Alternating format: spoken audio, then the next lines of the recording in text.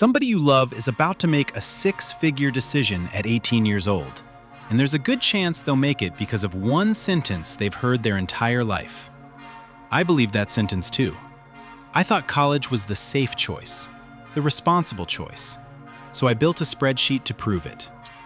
Instead, it proved I'd been asking the wrong question from the very beginning. I used to believe college was the safe choice. Not the exciting choice, not even the smart choice necessarily. Just the safe one. The one where, whatever else went wrong in your life, at least, you'd made the responsible decision early. I never thought I was anti-trade. I just thought there were two paths, and one of them had a seatbelt. I started digging because I wanted to make a video defending that belief. I ended up making a completely different video. Let's start with the number everyone already thinks they know. College costs more, but it pays more. That's the whole argument right there in one sentence. It's clean. It's simple. It's the reason 100 million dinner table conversations have gone the same way for 50 years. So I opened a spreadsheet and I tried to write down what college actually costs. Tuition. Fine. That's easy. That's the number on the tag. Books, fees, housing. Because even if you commute, you're paying for something, somewhere, for 4 years. Interest. I underlined that one twice because I had a feeling I was about to underestimate it. And then, the last line. The one that almost didn't make the list at all. 4 years without a full-time paycheck. I called a friend of mine. I'll call him Marcus, who's been licensed as an electrician since he was 21. I asked him what age he started actually earning real money. 19, he said. Apprentice pay. Not great, but it was money, and it went up every year after that. 19. I did the same thing to myself I always do. I wrote it on paper, like it wasn't real, until I'd written it by hand. Marcus, 19. Me, hypothetically, if I'd gone the 4-year route, 23. 4 years. That's not a rounding error. That's 4 years of a paycheck that just doesn't exist for one of these people and does exist for the other. I told myself, fine. That's the price of the degree. The degree buys you a bigger paycheck later, and this is just the toll you pay to get there. But then, I made myself sit with the actual math of it, and it stopped being simple. Because tuition isn't a one-time hit. Most people don't pay it in cash. They borrow it. And a loan doesn't stop existing the day you walk across a stage in a gown. I pulled up a basic loan calculator and ran a number that's pretty ordinary for a 4-year degree, $30,000 in student debt, a standard repayment schedule. And I watched the total interest accrue over a 10-year repayment plan. It wasn't $30,000, it was closer to $42,000. I ran it twice, because I didn't believe the first number. That's the part almost nobody puts in the cost of college conversation. It's not tuition.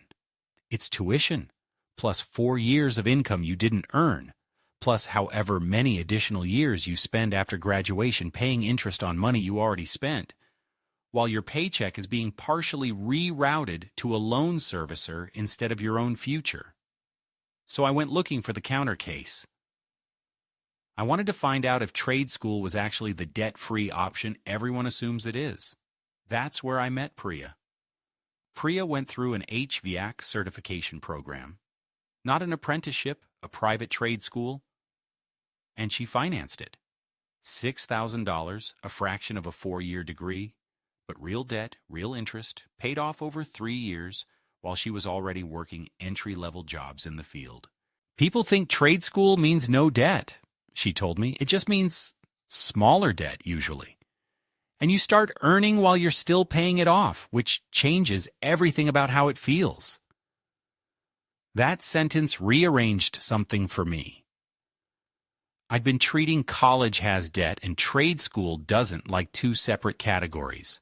They're not. They're the same mechanism at two different scales, with one variable that actually matters more than the size of the loan. When does the debt start getting paid down against income you're already earning instead of against income you don't have yet. Marcus paid off nothing while broke because he was never not earning. Priya paid down a small loan while working. I would have paid off nothing for 4 years, then started paying down a much bigger loan the moment I also started, for the first time needing to build an actual adult life on that same paycheck. The takeaway I wrote on the whiteboard that day wasn't college costs more. It was this: college doesn't just cost money, it costs time. And then it costs interest on top of the years it already cost, which raised the question I actually needed answered next. Fine, it costs more, for longer. Does the higher salary make up for it? I assumed yes. Obviously, yes. That's the whole justification. So instead of dumping a list into a spreadsheet all at once, I decided to test it one career at a time, the way you'd actually make this decision in real life. First one, teacher. Bachelor's degree, usually a master's stacked on top eventually. I pulled the median salary. Then I pulled a welder's median salary, 10 years into the trade. The welder won. Not by a little. Wait. I checked it twice because it broke the sentence I'd already half written in my head. College earns more, so I picked another one, expecting the trade side to keep winning now that I knew the pattern. Nurse next. Nursing beat the welder, comfortably.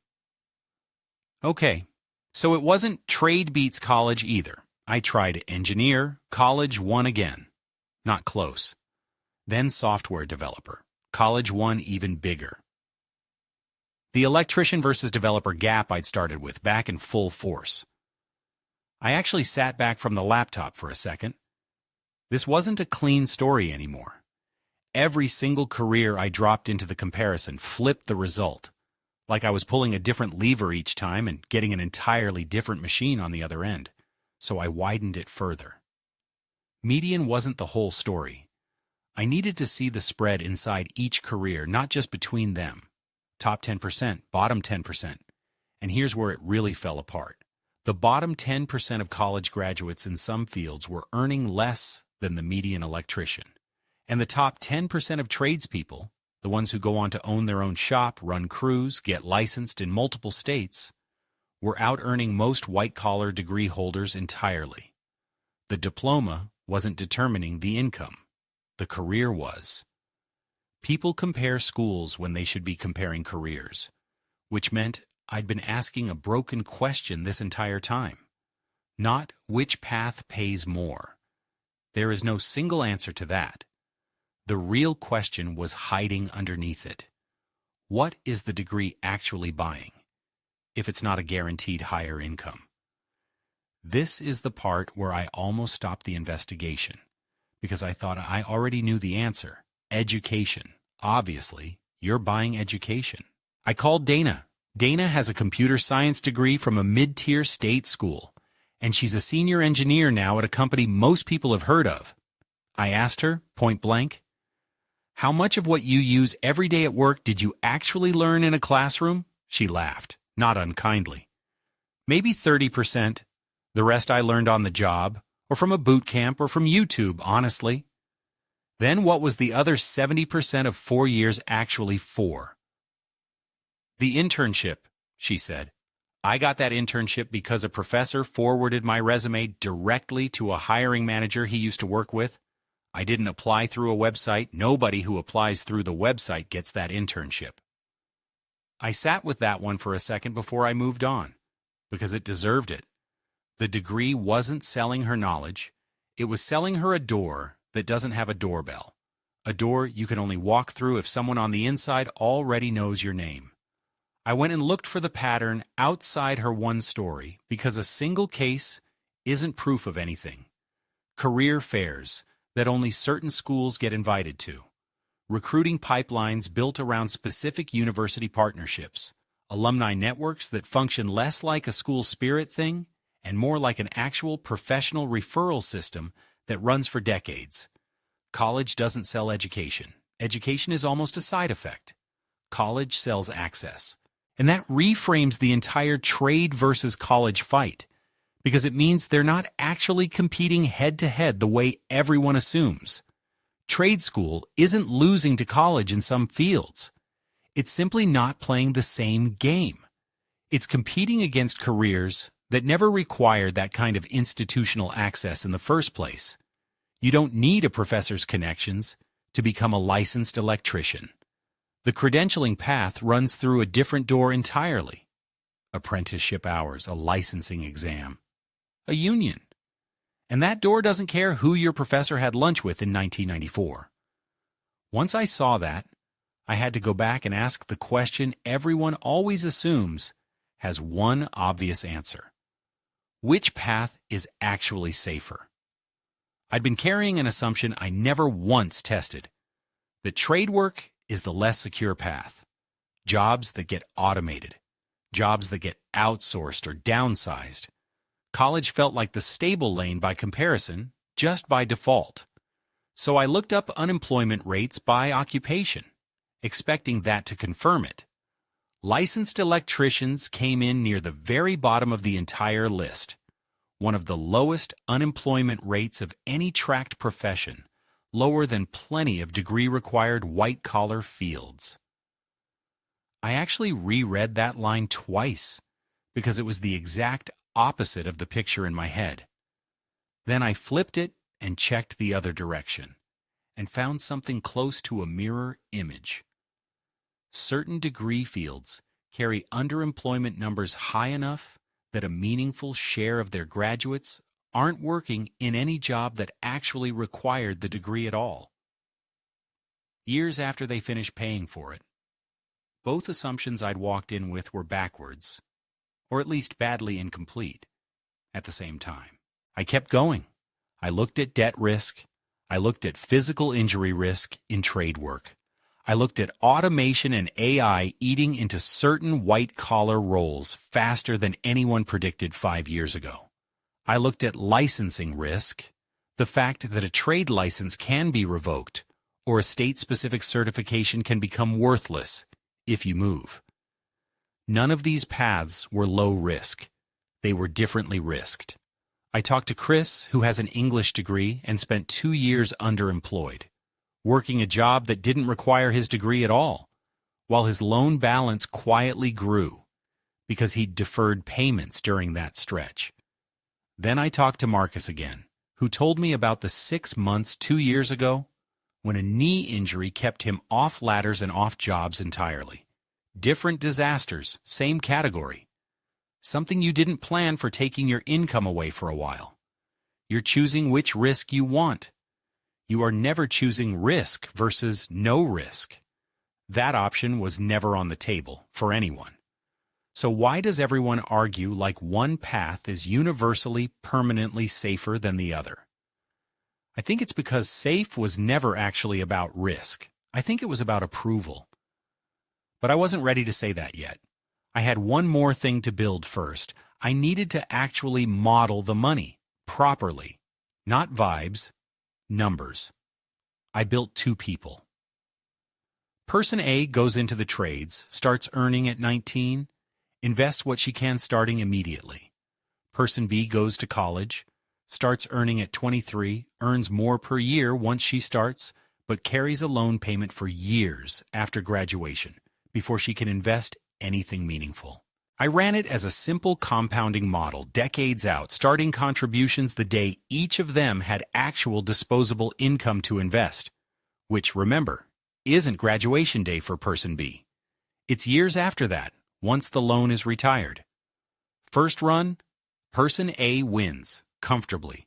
Those 4 extra years of compounding, plus 0 years lost to interest payments, are an enormous head start that a modestly higher salary doesn't overcome for a long time. Then I changed one input. I gave Person B a career at the high end of the salary spread I'd found earlier, the software developer number, not the underemployed humanities degree number. The line crossed, Person B pulled ahead, and pulled ahead by a lot, because the income gap eventually dwarfs the years and interest she lost early on. Then I changed it again. Scholarship money cutting her debt in half. The crossover point moved earlier. Then again, person A getting licensed and going independent, tripling her income in her 30s, the way the top 10% tradespeople I'd found earlier actually do. The line moved back the other way.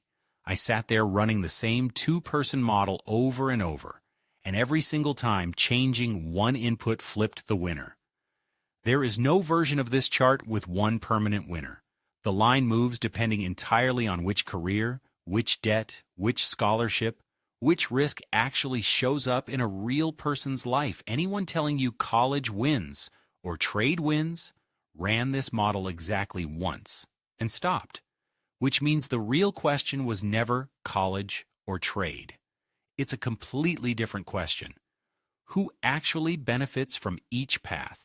Desired career, existing debt, scholarships, aptitude, physical ability, whether you want to eventually run your own business, where you live and what that region's job market actually rewards, what income you're actually trying to hit, and by when. The wrong people are choosing the wrong path constantly. Not because anyone's lazy, not because anyone made a bad decision on purpose, but because almost everyone is solving the wrong problem. They're picking a category, college, or trade. Instead of running their own version of the model I just ran, with their own numbers in it. And that got me thinking about why nobody runs their own numbers in the first place. Why this exact decision keeps getting made the same way, generation after generation, no matter what any spreadsheet says. And I don't think it's really the 18-year-old doing that calculation. I think it's the parents, because I don't think most families are actually buying their kid an education.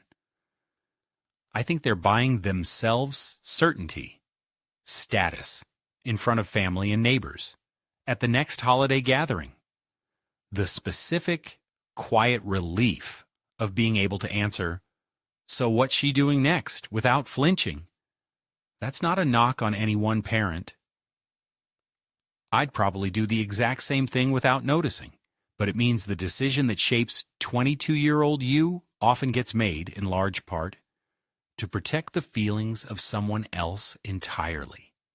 The feeling that the family made the safe choice, regardless of whether the underlying math was ever actually safe at all.